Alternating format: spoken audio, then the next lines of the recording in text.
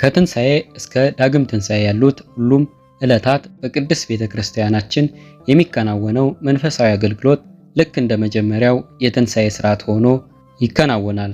ከትንሣኤ እሁድ ጀምሮ እስከ ሳምንቱ እሁድ ድረስ የሚገኙት ዕለታትም ሰሙነ ፋሲካ ወይንም ትንሣኤ እየተባሉ ይጠራሉ።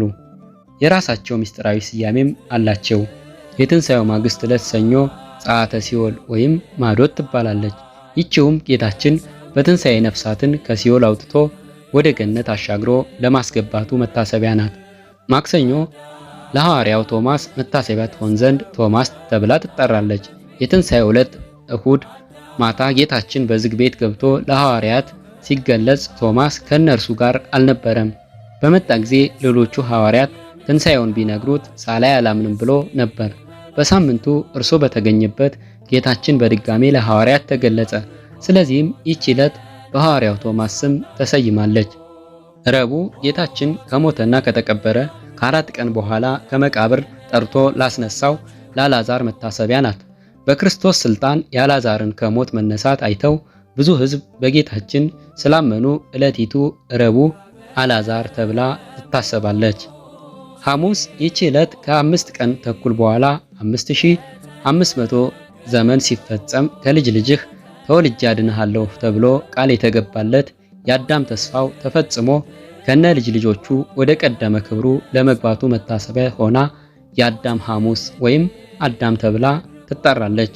የትንሣኤ እሁድ 6ኛዋ አርብ ደግሞ በክርስቶስ ደም ለተመሰረተችው ቅድስት ቤተክርስቲያን መታሰቢያ ትሆን ዘንድ ቤተክርስቲያን ተብላ ትጠራለች። ቀዳሚት ሰንበት በሰሞነ ፋሲካው ያለችው ቀዳሚት ሕዝቡ ከእያንዳንዱ በቀር ገበያ እንኳን ስለማይገበያይባት የቆራ ገበያ፣ የገበያ ጥፊያ ተብላ ትጠራለች። በቤተ ክርስቲያን ደግሞ ጌታችን በዘመነ ሥጋዌው በገንዘባቸውና በጉልበታቸው ላገለገሉት በስቅለቱ ጊዜ እስከ ቀራኔው ድረስ ለተከተሉት በትንሣኤው ዕለት በሌሊት ወደ መቃብሩ ሽቱና አበባ ይዘው ለገሰገሱት በትንሣኤውም ጌታችንን ከሁሉ ቀድሞ ለማየት ለበቁት ሴቶች መታሰቢያ ትሆን ዘንድ ቅዱሳት አንስት ተብላ ትጠራለች። እልልን በል ትውልድ ለምስጋናነት ጋር ሞትን ድል አድርጓል አልፋና ኦሜጋ። እሁድ ሰንበት በዋናው ትንሣኤ ሳምንት የምትመጣው ዕለት እሁድ ዳግም ትንሣኤ ተብላ ትጠራለች። ከላይ እንደተጠቀሰው ጌታችን በትንሣኤው ዕለት ማታ በዝግ በር ገብቶ በቅዱሳን ሐዋርያት መካከል ተገኝቶ ሰላም ለሁላችሁ ይሁን በማለት ትንሣኤውን ሲገልጽላቸው ሐዋርያው ቶማስ አልተገኘም ነበር። በኋላ ከሄደበት ሲመጣ ጌታችን እንደተነሳና እንደተገለጸላቸው ሐዋርያት በደስታ ሲነግሩት በኋላ እናንተ አየን ብላችሁ ልትመሰክሩ ልታስተምሩ፣ እኔ ግን ሰምቻለሁ ብዬ ልመሰክር ላስተምር አይሆንም፣ እኔም ካላየሁ አላምንም አለ። ስለዚህም የሰውን ሁሉ ይልቁንም የመረጣቸው የወዳጆቹን የልብ ሐሳብ የሚያውቀው ቸርነቱ ወሰን የሌለው የባሕርይ አምላክ መድኃኔዓለም ክርስቶስ ልክ እንደ መጀመሪያው ትንሣኤ ዕለት አበው ሐዋርያት በተዘጋ ቤት በአንድነት ተሰብስበው እንዳሉ በሩን ሳይከፍት ገብቶ ሰላም ለሁላችሁ ይሁን በማለት በመካከላቸው ቆመ። የነበሩበት ቤት በሩም መስኮቱም ተቆልፎ ስለነበር ደቀ መዛሙርቱም በጣም ደነገጡ። ጌታችን መድኃኒታችን ኢየሱስ ክርስቶስም አትፍሩ፣ እኔ አምላካችሁ ነኝ ብሎ የተወጋ ጎኑንና የተቸነከሩ እጆቹን አሳያቸው። እነርሱም ጌታ ከሞት መነሳቱን አመኑ። ደቀ መዛሙርቱም ሕዝቡን እንዲያስተምሩ ላካቸው። በዚህ ዕለት ከ12ቱ ደቀ መዛሙርት አንዱ የሆነው ቶማስ ከእነርሱ ጋር አልነበረም። ደቀ መዛሙርቱ የጌታን መነሳትና እርሱንም እንዳዩት ነገሩት። እርሱ ግን በዓይኔ ካላየሁ አላምንም አላቸው። ከ5 ቀንም በኋላ እንደገና ቶማስ አብሯቸው ሳለ በሩ እንደተዘጋ ጌታችን መጣ። በመካከላቸውም ቆሞ ሰላም ለእናንተ ይሁን አላቸው።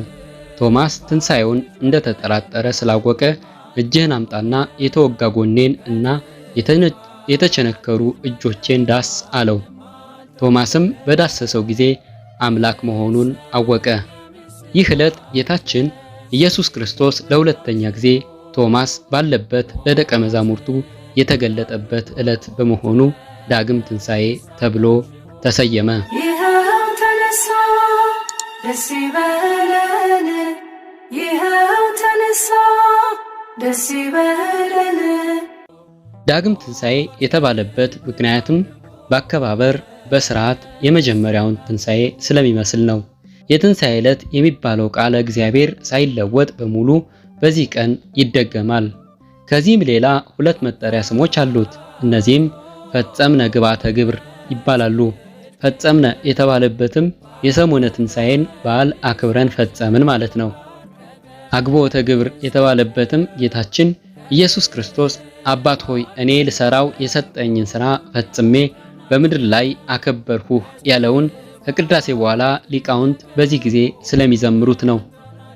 የዮሐንስ ወንጌል ምዕራፍ 17 ከቁጥር 4። በተጨማሪም የሐዋርያው ቶማስ ምስክርነት የሚታሰብበት ነው። ዳግመኛ ከ5 ቀን በኋላ ደቀ መዛሙርቱ በዝግ ቤት ሳሉ ቶማስም ከነርሱ ጋር ሳለ ደጁም ተዘግቶ ሳለ ጌታችን ኢየሱስ ክርስቶስ መጥቶ በመካከላቸው ቆሞ እንዴት ሰነበታችሁ? አስታረቅኋችሁ አላቸው። 2 ሰዓት አሳልፎ ስለመጣ እምድኅረ ሰሙን አለ እንጂ በ8ኛ ቀን ሲል ነው። በመጀመሪያው መገለጡ ያልተገኘው ሐዋርያው ቶማስ ትንሣኤውን አላመነም ነበርና ጣትህን ወደዚህ አምጣ እጆቼንም እይ እመን እንጂ ተጠራጣሪ አትሁን አለው። ቶማስም መለሰ ጌታዬ አምላኬ ሆይ አለ። መዳሰሱን ሲያይ ጌታዬ፣ ማቃጠሉን ሲያይ አምላኬ አለ። ገቦ መለኮቱን የዳሰሰች እጁ ሕያዊት ሆና በሕይወት ትኖራለች። በህንድ አገር ከታቦቱ ጋር በመንበሩ ላይ ያስቀምጧታል። እንደተናገረው የትንሣኤያችን በኩር ክርስቶስ ተነስቷል፣ የለም ከመቃብር። በዓመት በእመቤታችን በዓል በአስተርእዮ ሊያጥኑ ሲገቡ የሚሾመውን ወጣ ቀኝ እጁን ትይዘዋለች። ዓመት አገልግሎ ያርፋል። እንዲሁ በየዓመቱ የሚሾመውን ተራምዳ ትይዘዋለች። እንዲህ እያለች ትኖራለች። ይህም የሚያስተምረን የጌታን ታምራት የሐዋርያውን ስልጣንና ብቃት ነው። ጌታም ቶማስ ሆይ ብታየኝ አመንክን? ሳያዩኝ የሚያምኑብኝ ብፁዓን ናቸው አለው። የዮሐንስ ወንጌል ምዕራፍ 21 ከቁጥር 24 እስከ 29። ለብርሃነ ትንሣኤው ያደረሰን አምላካችን እስከ ፍጻሜ ሕይወታችን በሃይማኖት የቀናን በምግባር የጸናን ያድርገን። አሜን። ወስብሐት ለእግዚአብሔር ወለወላዲቱ ድንግል ወለመስቀሉ ክቡር። ይቆየን።